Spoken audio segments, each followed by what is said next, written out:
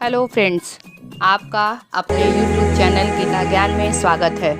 दोस्तों, एक समय की बात है। एक बार माता पार्वती भगवान शिव से कहती हैं, हे प्रभु, क्या मैं आपसे 2 प्रश्न पूछ सकती हूँ? तब भगवान शिव कहते हैं, पूछो पार्वती, क्या प्रश्न है? तब माता पार्वती पूछती हैं, मेरा पहला प्रश्न है, कौन सी स्त्री के ससुराल में पैर रखने से गरीबी आ जाती है? अब मेरा दूसरा प्रश्न है, बहू को परेशान करने वाली सास को कौन सी सजा मिलती है?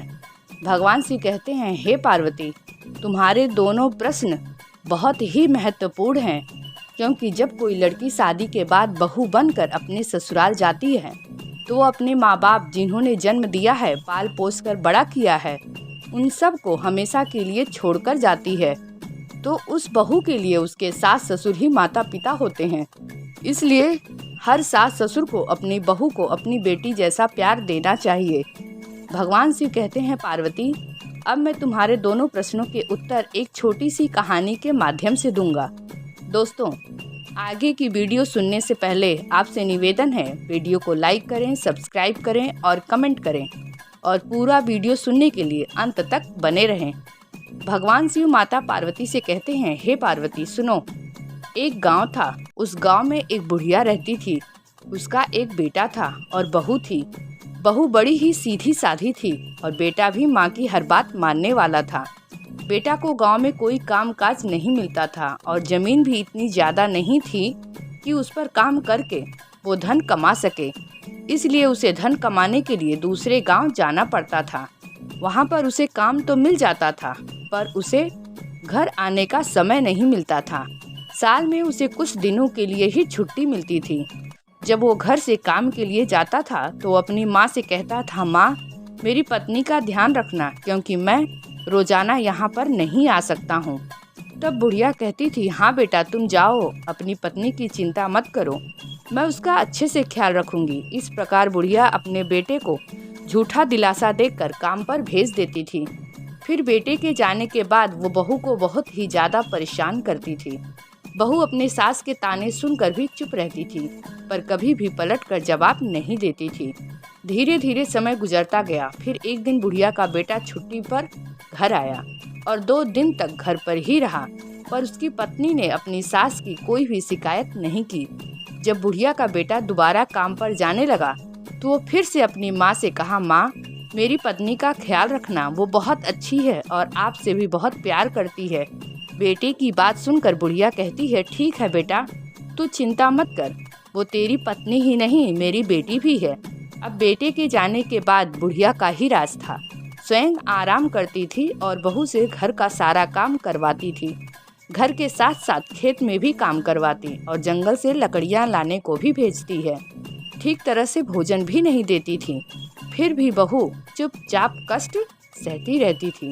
बुढ़िया के किसी भी काम को मना नहीं करती और अपने पति से कभी भी अपनी सास की शिकायत नहीं करती। इस प्रकार से दिन बीतते गए। एक दिन सास को पता चला कि बहू गर्भवती है। तब वो सोचने लगती है, कमाने वाला मेरा बेटा अकेला है, ऊपर से यदि एक बच्चा और आ गया तो खाने वाला एक और बढ़ जाएगा और बहू भी कोई काम नहीं करेगी, मुझे ही सारा काम करना पड़ेगा। सबकी सास ये चाहती हैं कि जल्दी से घर में औलाद पैदा हो, पर बुढ़िया नहीं चाहती थी कि मेरी बहू से कोई भी संतान जन्म ले। बुढ़िया पहले से भी ज्यादा बहू को सताने लगी। इस तरह कुछ महीने बीत जाते हैं। जब 9वां महीना चलने लगता है तो उसके पेट में दर्द होता है। तब वो अपनी सास से कहती है, माँ जी, मेरी प्रसूति का समय नजदीक आ पहुँचा है, आप जल्दी से दाई माँ को बुला दीजिए। इस पर सास कहती हैं, दाई माँ की जरूरत नहीं है, मैं तुझे एक नींबू दूंगी, दूर जंगल में जाकर इस नींबू को खा लेना, तुम्हें प्रसूति हो जाएगी। पर मेरी एक बात याद रखना, यदि लड़की हुई तो उसे घर लेकर मत आना, और यदि लड़का हुआ तो घर लेकर आना। उसके बाद बहू नींबू लेकर जंगल में चली जाती है। फिर जैसे ही नींबू को खाती है, उसे कुछ पल में ही प्रसूति हो जाती है और वो एक बेटी को जन्म देती है। अपने बेटी को प्यार करती है, दूध पिलाती है। बेटी नींबू खाकर पैदा हुई थी, इसलिए बेटी का नाम निम्बावती रखा। फिर बहू ने एक पेड़ की खोकर में अपनी बेटी को रख दिया और पेड़ पर रहने वाली चिड़ियों से कहा कि यदि मैं अपनी बेटी को घर लेकर जाऊंगी तो मेरी सास मुझे और मेरी बेटी को मार देगी, इसलिए मैं अपनी बेटी को तुम्हारे भरोसे छोड़कर जा रही हूँ। मेरी बेटी का ध्यान रखना। इतना कहकर बहू घर वापस आ जाती है तो बुढ़िया समझ जाती है उसे बेटी हुई है। फिर बहू अपनी सास से कहती है, माँ बेटी हुई थी इसलिए लेकर नहीं आई। फिर बहू की बात सुनकर बुढ़िया शोर मचाने लगी और चिल्लाने लगती है, मेरी बहू बच्चे को खा गई, मेरी बहू तो डायन है। मगर बहू अपनी सास की बात को अनसुनी कर देती है और मन ही मन इस बात से खुश रहती है कि भगवान की कृपा से उसकी बच्ची जिंदा तो है। फिर रोजाना वो जंगल में जानवरों को चराने जाती है और अपनी बेटी को दूध पिलाती है। इस प्रकार कुछ दिन बीत गए। धीरे धीरे निम्बावती बड़ी हो जाती है। इस तरह 1 साल गुजर जाता है। उधर उस बुढ़िया का बेटा भी छुट्टी लेकर घर आ जाता है। जैसे ही घर के अंदर प्रवेश करता है तो बुढ़िया अपने बेटे से कहती है, क्या बताऊं बेटा, तुम्हारी पत्नी औरत नहीं डायन है, डायन। तुम्हें एक बेटी हुई थी लेकिन तुम्हारी बीवी ने अपनी ही बेटी को खा गई। बेटा अपनी माँ के स्वभाव से भली भांति परिचित था। उसने अपनी बीवी से कुछ नहीं पूछा और उधर बहू ने भी अपनी सास के बारे में पति से कुछ नहीं बताती थी। वो नहीं चाहती थी कि घर में किसी प्रकार का क्लेश हो। भगवान शिव कहते हैं, पार्वती। फिर वो कुछ दिन घर रहकर अपने काम पर चला जाता है। उधर बहू दोबारा गर्भ धारण करती है। बुढ़िया को जब ये बात मालूम पड़ती है तो वो आग बबूला हो जाती है और फिर अपने बहू को पहले से भी ज्यादा सताने लगती है। दूसरी बार जब 9 महीने पूरे हो जाते हैं, बहू को प्रसव पीड़ा शुरू हो जाती है तो सास को पहले की तरह दाई बुलाने को कहती हैं। मगर इस बार भी बुढ़िया दाई को नहीं बुलाती है, मगर एक मुट्ठी भर जीरा लाकर अपनी बहू को हाथ में दे देती है और कहती है, यह जीरा लेकर जंगल में जाना और जीरे को खा लेना, तुम्हें प्रसूति हो जाएगी। मगर एक बात याद रखना, बेटा हुआ तो घर लाना, अगर बेटी हुई तो उसे जंगल में फेंक आना। सास के कहने पर बहू फिर जंगल जाती है। फिर वो जीरा खा लेती है। फिर कुछ ही समय के बाद प्रसूति हो जाती है और उसे एक बेटी होती है। उस बेटी का नाम जीरावती रखती है क्योंकि वह जीरा खाकर पैदा हुई है। अपनी बेटी को प्यार करती है, दूध पिलाती है और पहली बेटी को जहाँ रखी थी वहीं पर दूसरी बेटी को भी रख देती है और चिड़ियों को उसका ध्यान रखने के लिए कहकर घर चली आती है। उधर बहू के घर पहुँचते ही बुढ़िया और भी तेज तेज चिल्लाती है और गांव वालों से कहती है, मेरी बहू डायन है, फिर से बेटी को खा गई। गांव वाले उस बुढ़िया के बातों पर ध्यान नहीं देते हैं और बहू भी अपनी सास की बातों को अनसुना कर देती है। 1 साल फिर खत्म होता है। उसका बेटा फिर वापस घर आता है। बेटे के घर आते ही बुढ़िया अपने बहू की शिकायत बेटे से करने लगी। बेटा, इस बार भी तुम्हारी पत्नी ने एक बेटी को जन्म दिया। बेटी के जन्म लेते ही तुम्हारी बीवी उसे खा गई। माँ की बात सुनकर इस बार भी बेटा कुछ नहीं कहता और उधर पत्नी से भी कुछ नहीं पूछता। इस बार भी जब उसका पति काम पर जाता है तो वो तीसरी बार गर्भवती होती है। इस बार बुढ़िया अपनी बहू को आम देती है। आम लेकर बहू जंगल में जाती है और इस बार भी वो बेटी को जन्म देती है। उसका नाम अमावती रखती है। फिर चिड़ियों से उसका ध्यान रखने को कहकर घर चली जाती है। इस बार बुढ़िया सबके घर पर जा जाकर चुगली करती है। पहले की तरह इस बार भी बहू कुछ नहीं कहती। गांव वाले सोचने लगते हैं, क्या सचमुच उसकी बहू डायन है, बच्चे खाती है? तो लोग डर के मारे अपने बच्चों को घर के अंदर बंद करके रखने लगे। अब ये बात धीरे धीरे चारों तरफ फैल गई। उस बुढ़िया का बेटा जिस नगर में काम करता था वहाँ तक सुनने को मिलने लगी।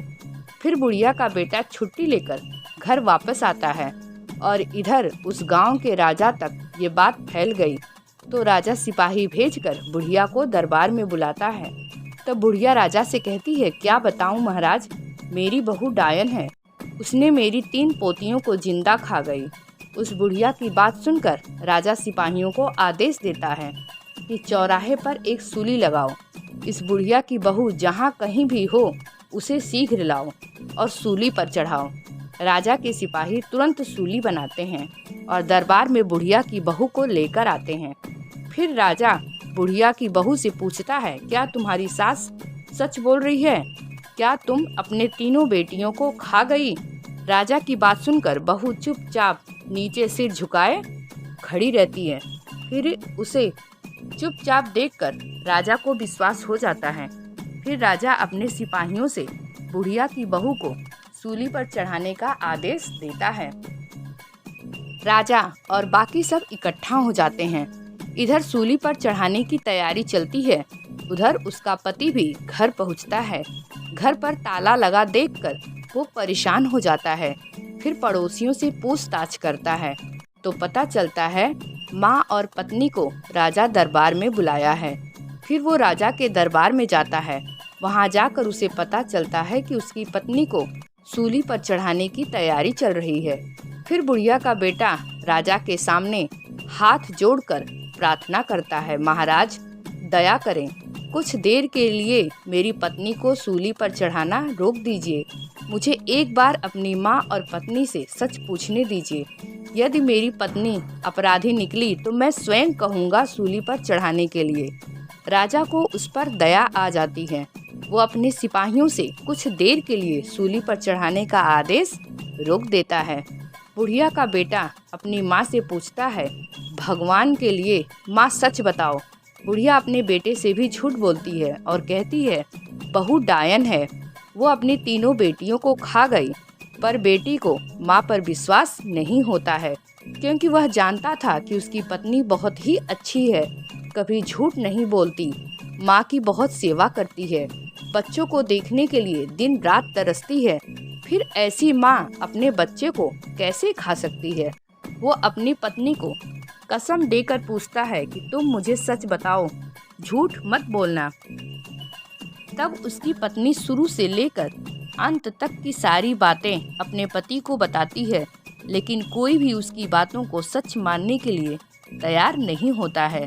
तो वह कहती है, सच क्या है आप अपनी आँखों से देख लीजिए। फिर वो अपनी तीनों बेटियों को प्यार से आवाज़ देती है। माँ के याद करते ही तीनों बेटियाँ भागी चली आती हैं और माँ के सामने सीने से चिपक जाती हैं। उन तीनों को देखकर बुढ़िया के बेटे को सच का पता चल जाता है। उधर राजा भी समझ जाता है। राजा क्रोधित होकर बुढ़िया से पूछता है, अब तो बता सच क्या है। उधर राजा को क्रोधित देखकर बुढ़िया भी घबरा जाती है। फिर बुढ़िया को सच बताना पड़ता है। राजा उस बुढ़िया को सूली पर चढ़वा देता है। फिर बुढ़िया के बेटे से कहता है, आज के बाद तुम्हें दूसरे गांव जाने की ज़रूरत नहीं है, मैं तुम्हें इसी गांव में काम दूंगा, तुम अपनी पत्नी और बच्चों को लेकर हमारे यहाँ रहो। बुढ़िया का बेटा राजा से हाथ जोड़कर कहता है, आपकी बड़ी कृपा है महाराज। अपनी पत्नी और बच्चों को लेकर घर आ जाता है। उसकी पत्नी संस्कारी थी, लक्ष्मी जी की उपासक थी। उधर लक्ष्मी जी उसके सपने में आती हैं और कहती हैं, बेटी तुमने अब तक अपना जीवन गरीबी में बिताया है, आज मैं बताऊंगी कि तुम्हारे जीवन में गरीबी क्यों आई। तुम्हारे ससुराल आने से पहले ये घर संपन्न था, लेकिन जैसे ही तुम इस घर में आई, इस घर में गरीबी आ गई। लक्ष्मी जी उससे कहती हैं, बेटी हमेशा एक बात याद रखना, जब भी कोई बेटी बहू बनकर ससुराल जाती है तो 3 चीज़ें ससुराल लेकर नहीं जाना चाहिए। उसके घर गरीबी आ जाती है, उसका असर उसके परिवार पर भी पड़ता है। पहला, चूल्हा। विवाहित दुल्हन यदि चूल्हा लेकर ससुराल जाती है तो सीधा असर उसकी गृहस्थी पर पड़ता है, जिसकी वजह से भाग्य की देवी रूठ जाती हैं। बेटी, दूसरी चीज़ है नमक। जब बेटियां शादी के बाद ससुराल जाती हैं तो उनका धर्म होता है सबसे अच्छे से बात करना और जो भी रिश्ता उनसे जुड़ा है उन सभी रिश्तों में मिठास घोलना। ऐसे में जब बेटियां नमक लेकर ससुराल जाती हैं तो उसका सम्मान आजीवन मायके के लोगों के साथ जुड़ा रहता है, लेकिन उसका संबंध ससुराल वालों के साथ कभी भी सही से नहीं जुड़ता और रिश्ता कभी भी मीठा नहीं बन पाता है। लक्ष्मी जी कहती हैं, बेटी तीसरी चीज़ है अचार। माँ बाप बेटियों को शादी के बाद पसंदीदा अचार बनाकर भेज देते हैं। अचार खाने में खट्टा होता है, वैसे ही पति पत्नी के बीच खटास पैदा कर देता है, परिवार में भी खटास पैदा कर देता है। इसलिए इस बात का ख्याल रखना चाहिए कि शादी के बाद मायके से कभी भी आचार नहीं लाना चाहिए। और जब तुम्हारी शादी हुई थी तो तुम्हारे माता पिता तीनों ही चीज़ें तुम्हें दी थी, जिसकी वजह से तुम्हारे घर में अशांति थी। तुमसे भाग्य की देवी रूठ गई थी, लेकिन तुम्हारे संस्कार बहुत अच्छे थे। तुमने कभी भी पलटकर अपनी सास को जवाब नहीं दिया। तुम्हारी सास ने तुम्हें बहुत परेशान किया, तुम्हें बहुत कुछ कहा। उसके कर्मों का फल तुम्हारी सास को मिल गया। तुम्हारे संस्कारों की वजह से तुम्हें आशीर्वाद देती हूँ कि आज के बाद कभी भी तुम्हारे घर गरीबी नहीं रहेगी और तुम दोनों का जीवन सुखद रहेगा। लक्ष्मी जी इतनी बात कहकर अंतर ध्यान हो जाती हैं। उधर उस बहू की आंख खुल जाती है और वह सुबह होने का इंतजार करती है। सुबह होते ही राजा के सिपाही बुढ़िया के बेटे को बुलाने आ जाते हैं और कहते हैं, चलो तुम्हें राजा ने बुलाया है। जैसे ही बुढ़िया का बेटा राजा के दरबार में पहुंचता है, वैसे ही राजा अपने वचन के अनुसार एक अच्छी सी नौकरी देता है। भगवान शिव पार्वती जी से कहते हैं, पार्वती, जो सास अपने बहू को परेशान करती है, हर समय घर में कलह उत्पन्न करती है, ऐसी सास को उसके कर्मों के आधार पर सूली पर चढ़ाया जाता है। दोस्तों, ये कहानी आप अपने परिवार को भी सुनाएं। उम्मीद है ये वीडियो आपको अच्छी लगी होगी। मिलती हूँ आपको अपने अगले वीडियो में। तब तक के लिए धन्यवाद।